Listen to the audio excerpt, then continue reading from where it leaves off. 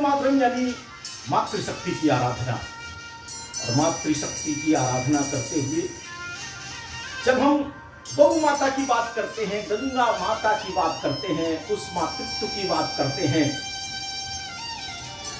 जिन्होंने हमें जीवन दिया, आदि अनादिकाल से जो हमें पालतू पोसती आ रही हैं, ऐसे गौ माता का जब वर्णन होता है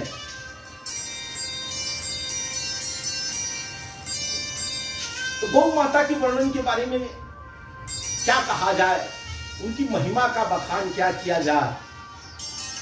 जिनके अंग अंग में देवताओं का वास होता है, जिनके पंचगव्य से हमारी जीवन की रक्षा होती है,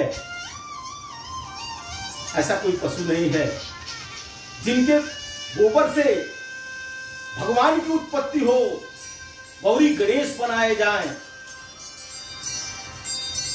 लक्ष्मी का जिसमें वास हो, जिनको चारों पैरों में कहते हैं कि धर्म अर्थ काम मोक्ष यह निवास करता है,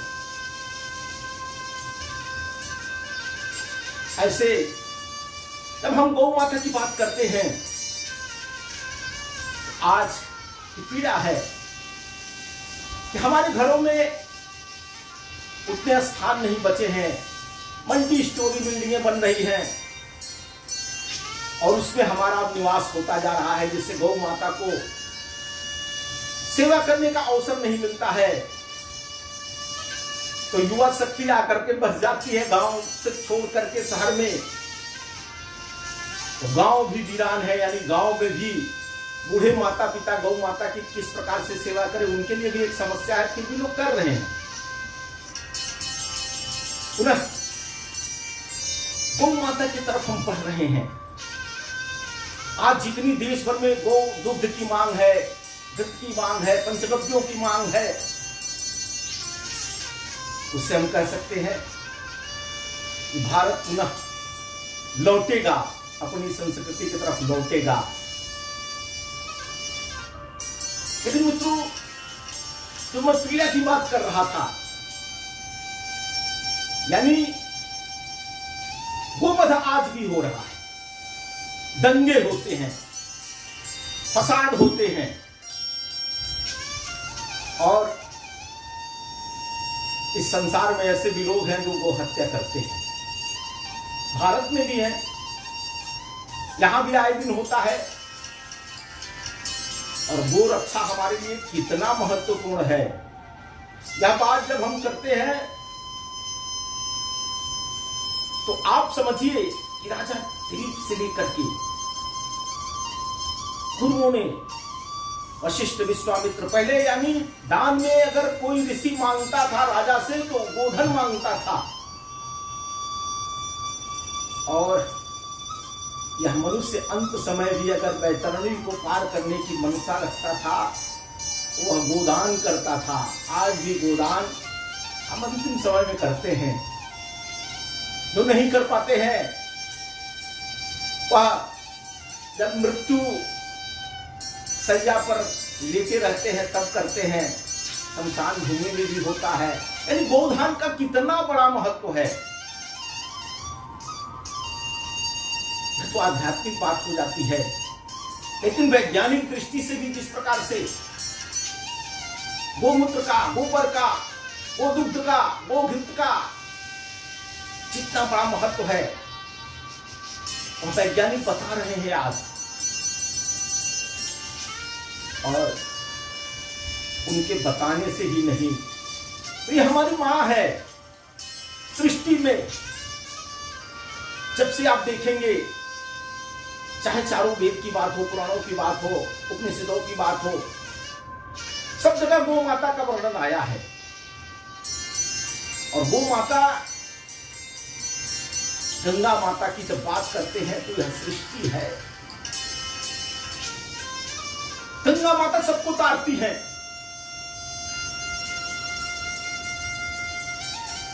भगीरथ जब लेके चले थे गंगा माता को पृथ्वी पर, तो अपने 60,000 पुरखों को तारने के लिए लेकर के चले थे। आज भी गंगा जल पवित्र है तो पवित्र है, उसमें कीड़े नहीं पड़ते हैं। भारत की इतनी बड़ी नदी जो सरस सलीला है, उसके किनारों पर कितने नगर बसे हैं, कितने लोगों की आजीविका चलती है। और इस बार कुंभ में आपने देखा कितने लोगों ने डुबकी लगाई, 66 करोड़ लोगों ने। यानी कभी 60,000 पुरुषों ने तारने के लिए भगीरथ गंगा को लेके आए थे, इस बार 66,000 करोड़ लोगों ने डुबकी लगाई। धन्य है गंगा मां, धन्य है वह संगम तट, अद्भुत है।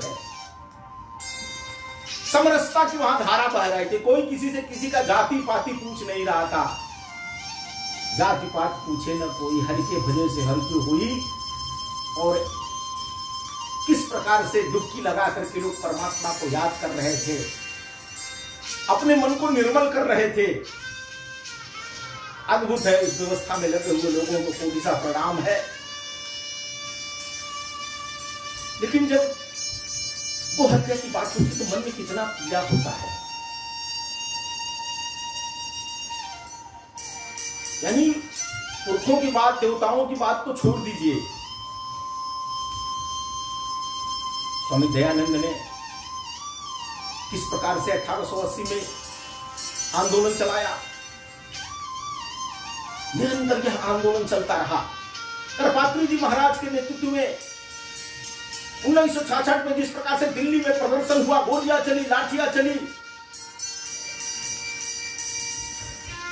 इंदिरा जी उस समय प्रधानमंत्री हुआ करती थी, उन्होंने संतों पर जिस प्रकार से लाठियां चलवाई,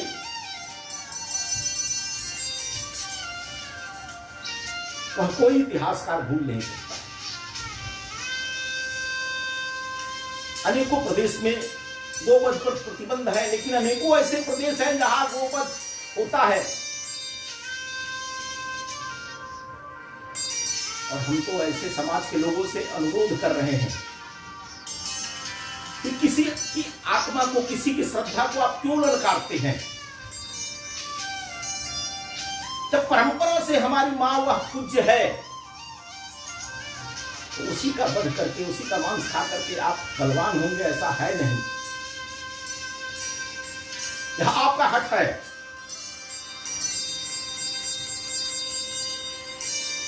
और हट तो ऐसा होता है ना कि हम जब छोटे थे तो देखते थे कि वह जो गिरगिट है वह पेड़ पर रहता था, वह अपने सर को ऐसे ऐसे हिलाते रहता था, रंग बदलने की भी उसकी बात होती है। कुछ लोग, कुछ बच्चे ऐसे होते थे कि उसको दौड़ा करके मारते थे, उस जीव की हत्या करते थे। तो समाज में ऐसे भी रूढ़िवादी लोग हैं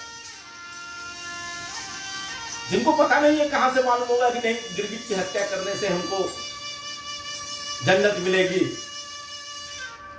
या हमारा दुश्मन है इसकी हत्या करनी चाहिए, गोमांस खाने से हमें मोक्ष मिलेगा।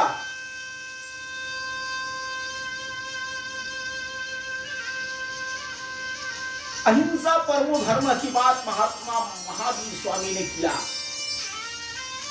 बुद्ध ने किया।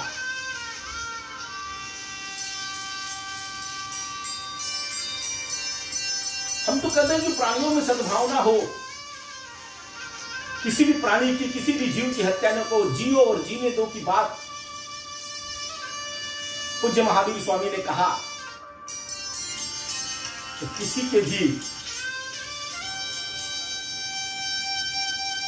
जीव की हत्या करने का यहां के लोगों को कुछ पाना नहीं। इतने सुंदर भाव में कहा कि बकरी पाती खात है, ताके काढ़ी खाल, जो नर बकरी खाते तिनके कौन हवा।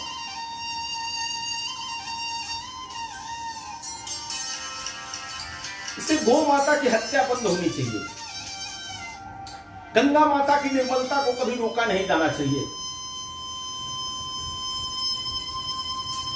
अब बाथरूम संस्कृति पनप गई है, फिर भी इस देश की जीवन रेखा है मां गंगा।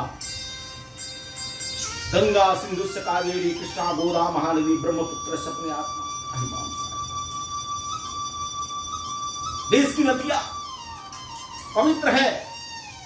आज जल विवाद हुआ है, भारत ने कहा है कि हम जल रोकेंगे, तो कैसे त्राही त्राही मची हुई है।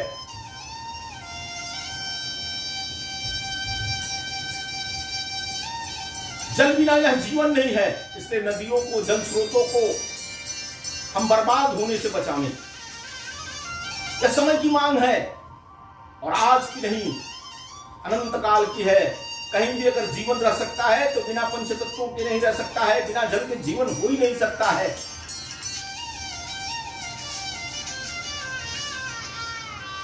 और वह जीवन केवल मनुष्य का ही नहीं, किसी प्राणी का जीवन नहीं रह सकता है बिना जल के, इसे जल आवश्यक है। नदियां हमारी मां ऐसी नहीं होगी। इसलिए आए देश की नौजवानों, आए मातृशक्ति, आए सज्जन शक्तियां, इन पंच तत्वों की सुरक्षा और संरक्षण के लिए हमें निरंतर प्रयास करना चाहिए। जिस प्रकार से हम अपने छोटे से परिवार के पालन पोषण के लिए चिंतित रहते हैं, बेटा कहां पढ़ेगा, बेटा कहां रहेगा, कहां सोएगा, उसी प्रकार से यह हमारे माँ बाप हैं,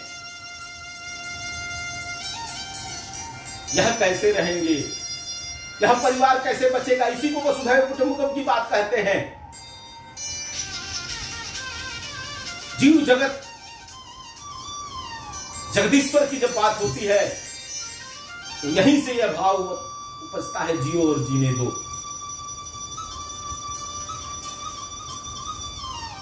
बहुत सहज लगता है जियो और जीने दो कहने पर, लेकिन यह बुद्धि है ना, वह भ्रष्ट होती है कभी कभी, तो हम हत्या की तरफ भी बढ़ते हैं। कुमति सुमति समके उम्र बसई, तुलसीदास जी ने कहा। तो जब वह कुमति आती है तो हम अन्याय की तरफ बढ़ते हैं, कुधर्म की तरफ बढ़ते हैं, अधर्म की तरफ बढ़ते हैं, हमारी मति भ्रष्ट हो जाती है, हमको उसी में लाभ दिखता है।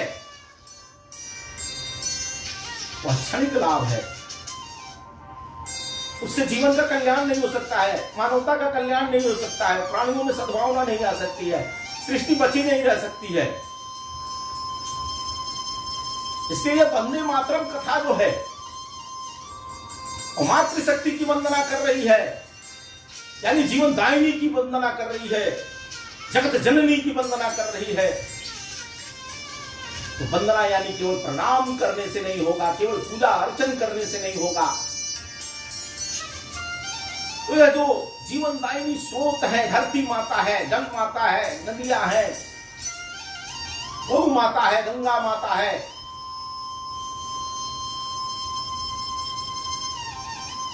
इनका भी संरक्षण करना पड़ेगा, इनका भी भरण पोषण करना पड़ेगा, क्योंकि हमारा यह भरण पोषण करती है।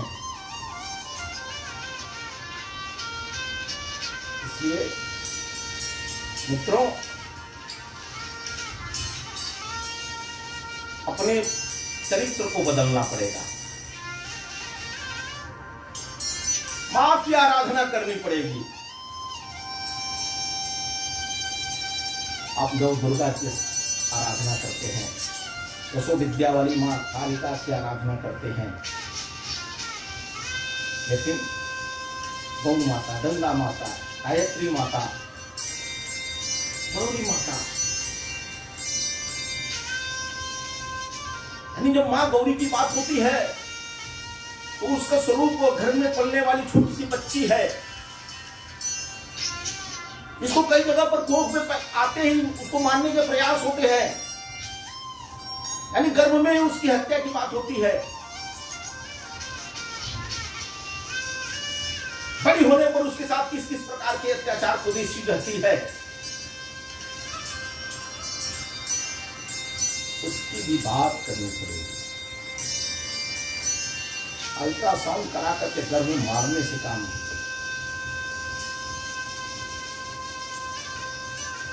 और किसी की कुदृष्टि पड़ने वाली है, किसी को ऐसा है, तो उसके लिए समाज के लोगों में संस्कार की बात होनी चाहिए। वह बहन है, वह मां है, वह सृष्टि है, उसको बचाना पड़ेगा, उसके साथ उसी प्रकार का व्यवहार करना पड़ेगा। अरुंधत तनुसुया च सावित्री जानकी सखी सत्यमेव जयते। जब बात होती है तो स्त्री के सतीत्व की बात होती है, स्त्री के शील की बात होती है,